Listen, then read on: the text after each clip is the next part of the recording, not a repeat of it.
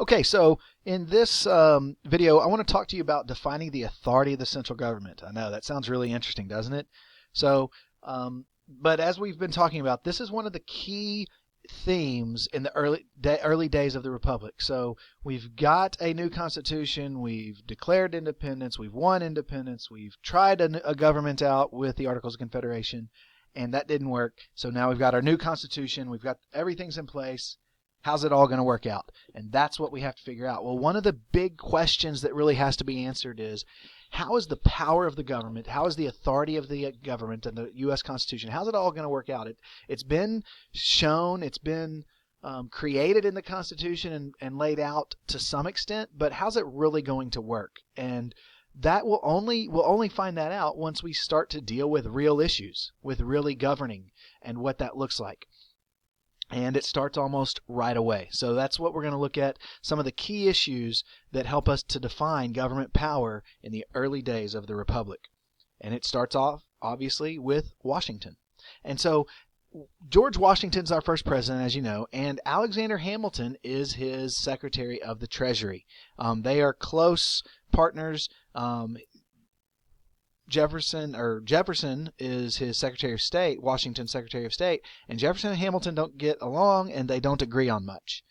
Washington, though, trusts Hamilton a great deal. They worked together during the Revolution, and so he's going to put in place a lot of Hamilton's ideas, Washington is. And one of those first ideas is the Bank of the United States. Alexander Hamilton proposes creating the Bank of the United States for several reasons, and a couple of them, some of the key issues, is one has to do with when you have a national bank, that bank can create a currency that will be used throughout the entire nation.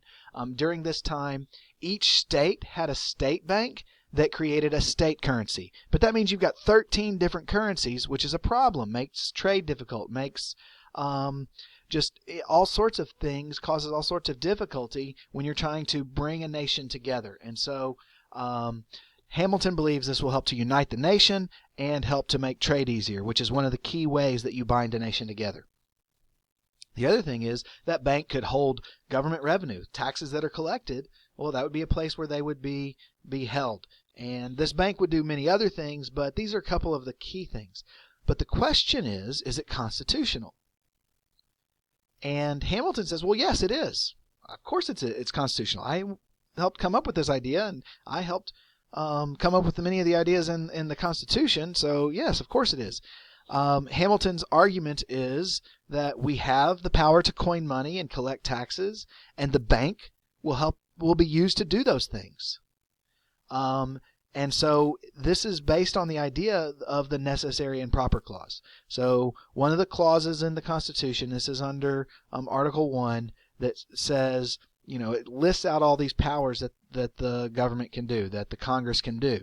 Well, none of those listed say create a Bank of the United States or a national bank. So Jefferson says, well, it's not constitutional. Well, Hamilton says, no, wait a second, it is, because of the necessary and proper clause, which basically at the end of the list, they said anything that is necessary and proper for the carrying out of all the other things we said you can do, like collect taxes, like coin money, is legal for you to do if it's necessary and proper. The thing is, what defines necessary and proper? Hamilton says, well, we're going to use it to do those things, which we do have to do, so therefore it's necessary and proper. Jefferson says, no, it's not. He says, do we collect taxes now? The answer is yes. Can we create a currency without the Bank of the United States to do it? The answer is yes. So therefore, the Bank of the United States is not necessary, and therefore it is not constitutional. Therefore, we don't have the power to do it. See, Jefferson's view is a very strict interpretation of the Constitution. There's a list of things we can do. The necessary and proper clause gives a little bit of leeway, but if we interpret it too loosely, then we're going to give the federal government way too much power. And he's very worried about that. Not even necessarily right now, although he is definitely worried about the Bank of the United States, but even in the future, what is this going to look like? If we're already starting to expand the power of the government at these very early days, well, what's it going to be like 5 years down the road, 10 years down the road, 100 years down the road? And this is what Jefferson is concerned about. So the question, though, is it constitutional? Well, it passed, and It was never thrown out, and so it basically was determined to be constitutional. Now there can be argument over that. You can argue that yes, it's constitutional, or no, it's not, and still make good arguments on either side. But it's really been settled at this point.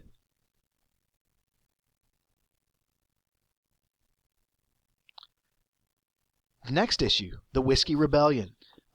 We talked about this in the past already. The first direct tax that the United States government tries to pass is a whiskey tax, a tax on hard liquor. And there is a group of people, mostly Western farmers, like Western Pennsylvania, that area, that are really upset about it. And there's some different reasons why. They have some legitimate complaints, but the question about the whiskey tax and the Whiskey Rebellion comes down to, does the U.S. government have the right to directly tax? See, most of the taxes that the government collected was on imports, and they were making money off of imports and things like that on import taxes. Well, is this kind of tax where the United States government taxes the people directly, some item directly, is that going to be accepted? These are the kinds of things that during the Revolution caused a big problem. But if you'll remember, during the Revolution, they were crying, no taxation without representation. Well, now the United States government says, no, you have representation. You have representatives in the Congress. They passed this tax. You have representation. This is a legal tax. You will pay it. If the rebels are to win this battle, not like the actual fighting necessarily, but if the United States government were to back down and say, okay, we're not going to have this tax because of your being upset about it, that would set an example that, well, our government doesn't maybe have the power to do this kind of tax. Well, Washington realizes we've got to win this. If Washington and the government win, then the answer is yes, we can have this tax. And notice that I forgot to put yes in here. So if Washington and the government win, the answer is what? Well, the answer is yes. If they win, we can have a whiskey tax. We can have a direct tax. So this is a big power. This is a struggle over what kind of power is our government going to have. Do they have this power? Well, because Washington wins, the Whiskey Rebellion is put down, yes, the United States government does have the power to tax. All right, so those were kind of the two key issues under Washington's presidency. John Adams, in a lot of ways, really continues Washington's principles and policies. They're both really under the Federalist mold of politician, and so John Adams really continues a lot of those policies, including like the Bank of the United States. But what are the key issues that come to pass when he is president? Well, one of the big ones is actually the Alien and Sedition Acts. And this actually is funny interesting because it has to do with foreign policy in one sense, because of all the problems that the United States is having with France and Great Britain and them taking our ships and attacking our shipping and our trade. We're in grave danger of going to war with France in particular at this time. And things like the XYZ affair, which we talked about in our foreign policy videos. So things like that are making it very likely that we could end up going to war with France. Well, this is a problem. And many people, one of the problems with this is that there's a lot of people that are from Europe that have moved to the United States, and with all these conflicts, there's worry that some of these people that have moved here from Europe recently would be on, if we go to war with France, would be on the side of France.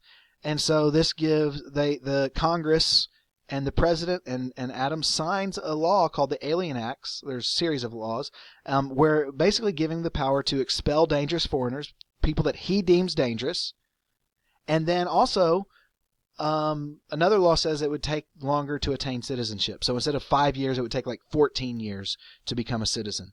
Now this is somewhat controversial, but not nearly as controversial as the Sedition Act. The Alien Acts aren't the ones that are really seen as unconstitutional. The Sedition Acts, these series of acts, are really the ones that cause a problem. Basically, under the Sedition Act, there is fine and imprisonment could be used against those who write, print, utter, or publish any false, scandalous, and malicious writings against the government. And so you could be fined or imprisoned if you write or do these things. And so there was many newspaper editors that were fined, and it just so happened all these newspaper editors were writing for newspapers that were known to lean towards the Republican Party. And so the question is, well, do we have a First Amendment? Do we have the right to free speech? Well, this really tests these things. What's going to happen? Is this going to stand? Are people going to let this happen? Well, it is in large part, at least part of the problem for John Adams is these laws. John Adams doesn't win re-election, and part of the reason is because of the Alien and Sedition Acts. And so particularly the Sedition Act really stepped over the line and says, no, this is not something we're going to allow to continue. What ends up happening, instead of the laws being repealed, they had an expiration actually, and most of the acts simply expired during the early years of Jefferson's presidency, or even the late years of Adams' presidency, the late months of Adams' presidency. And so these kind of go away, but not without a fight. And let's look at what that fight is, what the Republican response to the Federalist laws of the Alien Sedition Act is the Kentucky and Virginia resolutions. Sometimes they're referred to as the Virginia and Kentucky resolutions. And basically Thomas Jefferson drafts these resolutions. And these resolutions argued that the states had the right and the duty to declare unconstitutional acts of Congress. So in other words, a law that Congress passes, if a state says that's unconstitutional and the Constitution doesn't authorize it, well, we're not going to follow it. And so a state can declare a law unconstitutional. This is called states' rights, and this is kind of the very beginning of this states' rights issue. And this case, it's not being used about slavery, but in the future, this issue of states' rights is going to be used to help promote and keep slavery as long as possible. This is going to be a recurring issue throughout U.S. history. Do states have the right to nullify or cancel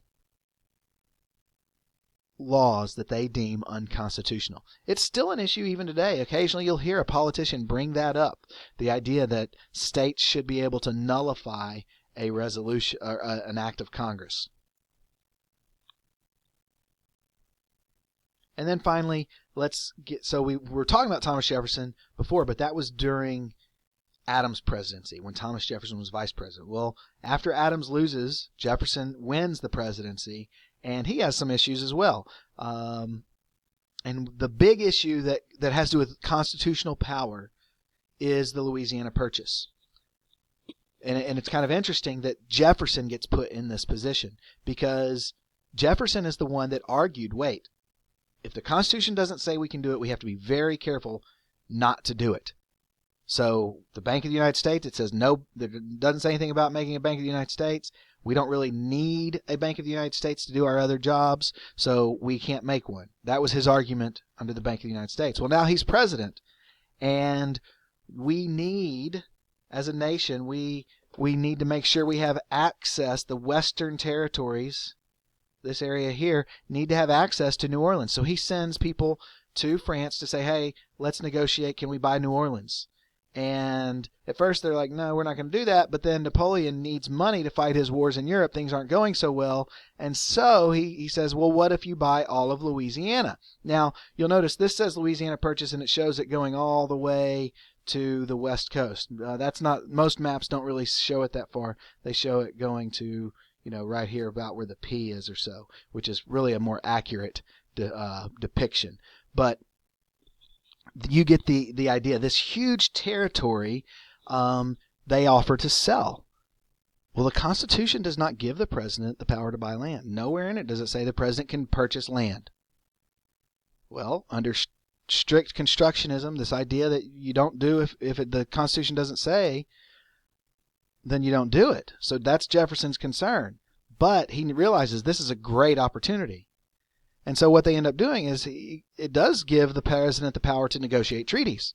So they purchase the territory through the treaty process, which means it then has to be ratified by the Senate. Well, Jefferson was concerned about it. He wasn't sure it was constitutional to even doing it this way, but he does it anyway because it's too good of an opportunity, and the Senate ratifies it, and nobody really argues with it. And it really does seem to fall within the scope of presidential power to negotiate a treaty, even if it is the negotiation of a treaty to purchase land. And so this one's not definitely not the most controversial of the ones.